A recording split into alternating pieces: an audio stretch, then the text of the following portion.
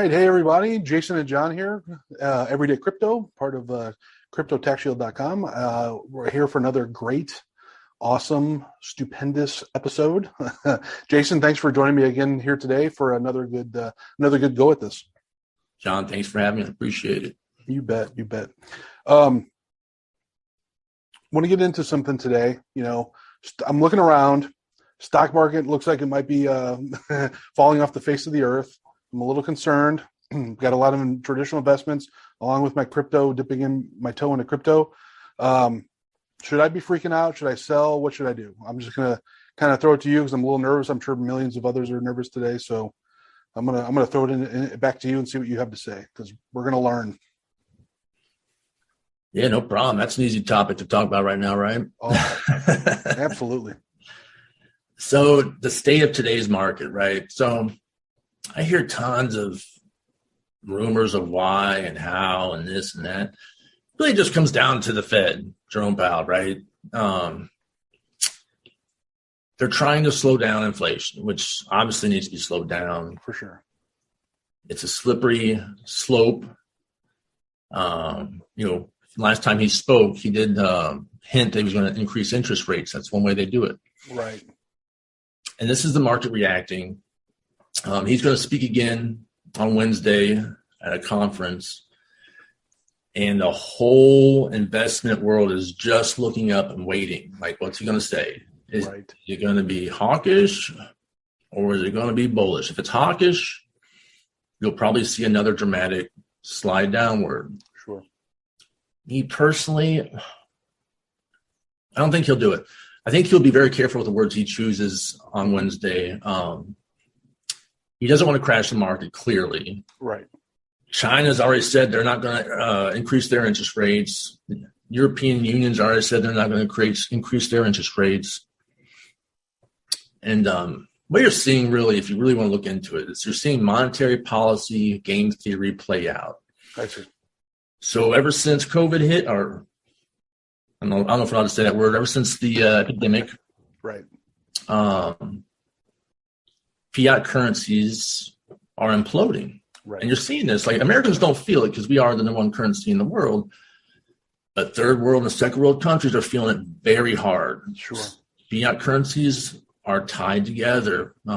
Instability. I think ultimately the long play that China and America are doing right now is trying to gain control of the one fiat that will dominate the global economy. And currently that's the dollar. We want it to stay the dollar. The Chinese want it to be their currency. And that's what's going on. You could see a massive correction on Wednesday. Jerome Powell could say, look, here's the deal. We've overthought this and we're going to slow it down. And we're not going to raise interest rates so dramatically. And then you would see the market immediately just, of course, right? We're through the roof. Yeah. And crypto's completely connected. So short term, nobody knows. If they tell you they know, they're lying. Right. Nobody knows. Long term, or even mid to long term, I'm very confident in the crypto ecosystems. At the end of the day, anything that's bad for fiat is good for crypto. This is the whole thing, right? If fiat's unstable, crypto's right. Crypto's the bet against fiat. I see. Cool. And we are probably in a short-term bearish market. Mm-hmm. And here's the mistake most people make during bear markets. They don't want to look at their portfolio. They don't want to watch any videos because they know they can't invest in anything. Buying anything right now is kind of dangerous. Sure. And they just start going to bars or doing other things, right? Let me tell you something. Right now is when money's really made. Right now, while the rest of the world is sleeping and not looking at new projects and not doing homework, the guy who is doing homework and watching trends, because there are trends that are going to come out of this bear market, and they will be very strong. Right. You don't want to try and jump into those trends halfway up their acceleration. You want to get in early right now. You want to accumulate right now. Absolutely. So what you do now is you study projects that are showing tendencies of strength, even though there's not strength in the market.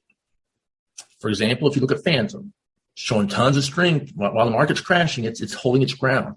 Right. So that lets you know there's a lot of upward pressure on Phantom that when Bitcoin takes off, it will take off even faster. Gotcha. And that brings me to what I like to talk about today. Okay. FLUX, FLUX. FLUX. It's a very established project, been around years in crypto. Okay. It's never really had its heyday. But they are currently trying to become the AWS of Web 3.0. Interesting. We're talking data storage, hosting dApps, the whole ecosystem. And I say they're trying. They're already that, really, but they are trying to grow faster and stronger. They're trying to be the AWS. I see. And there are competitors that are ahead of it at this point, like Filecoin, stuff like that. Okay. What I really love about FLUX is if you look at its market cap, it's sitting around $300 million. Okay. When I saw that, I was blown away. I'd be honest with you. I expected to see a $1.5 billion market cap. I really did, just based off how established it is and what they're doing. They're really making ground, and their team is solid, and they've got an amazing goal. And I'll be honest, I'm very, very bullish on what they're trying to do and what they will do. So it only being a $300 million market cap, its competitors like Filecoin are in the billions. Okay. And so tons of room to grow. Mm-hmm. For some reason, everyone's sleeping on this. And they've got some news coming out that in March and April, they're dramatically lowering the cost to run their nodes. So currently, to run a node for FLUX, it's $40,000 and up. Like it's not cheap. Sure. I don't know what the price is today, but it's tens of thousands of dollars. Sure. A lot of fluctuation has happened in the market since the last time I looked. But in March and April, they're dropping it to 1/10 of whatever it was. So if it was 10,000 FLUX, which was like $2, or it's $20,000, instead it'll be $2,000. Wow. And the reward payouts are going to stay the same.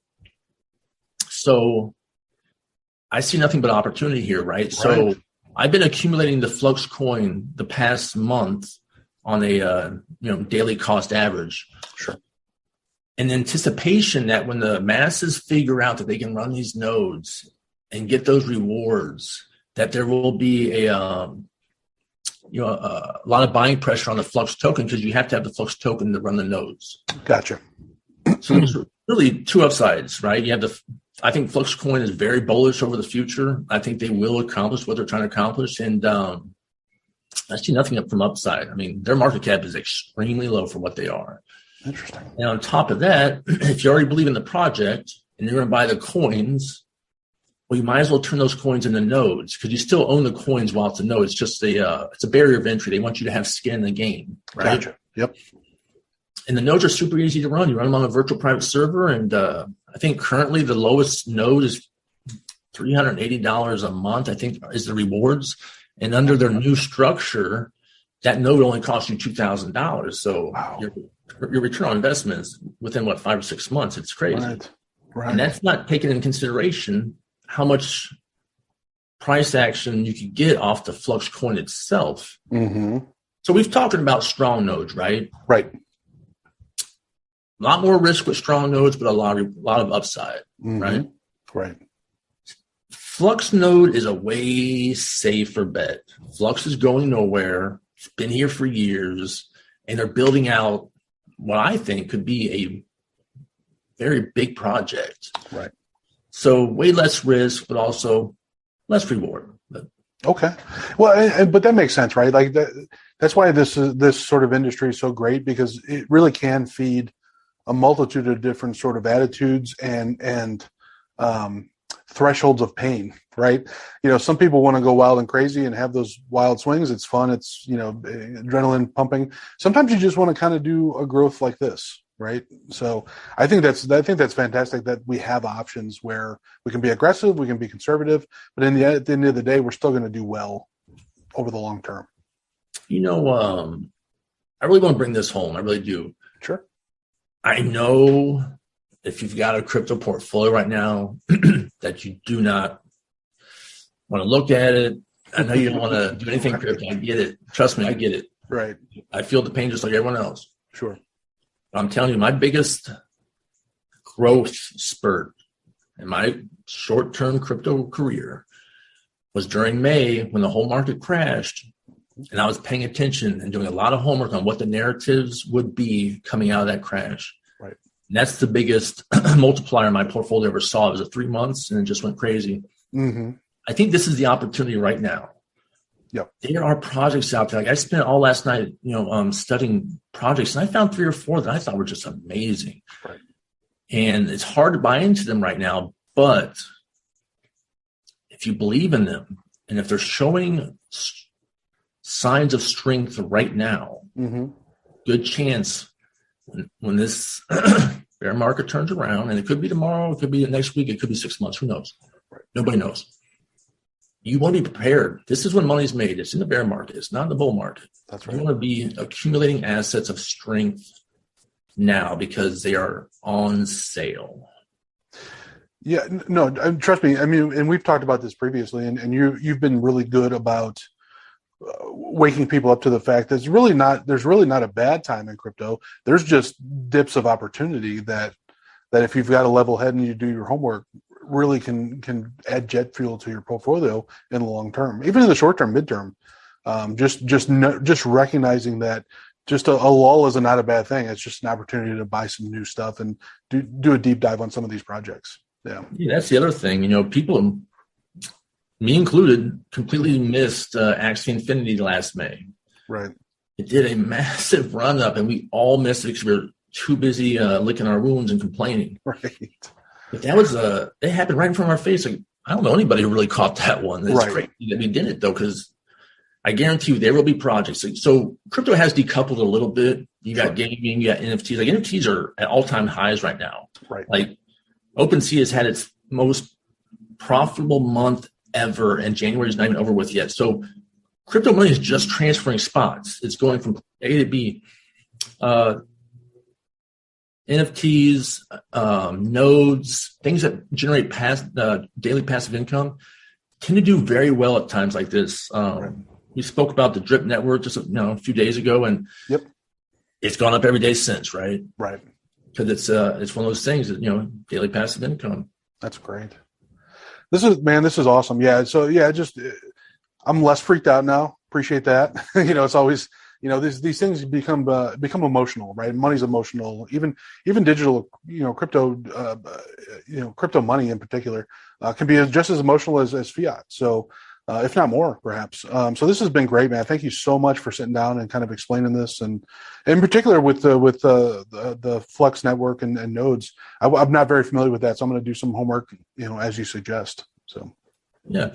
If I could just please say, listen, if you find any entertainment or educational value in this video, please lightly tap this subscribe and like button. Absolutely. You don't have to destroy it. It's done nothing to you. It's been fair. And this is not financial advice. This is literally just our opinions. And I beg you to please just use us as a starting point and do your own homework. Absolutely. And be safe and lean on platforms like Crypto Tax Shield. Stay compliant, make smart decisions, and keep a lot more, if not most of your money through, smart tax planning strategies. So thanks a lot, Jason. We're going to do another one of these tomorrow. John, thank you. I appreciate it. You bet, man. Talk soon. You got it.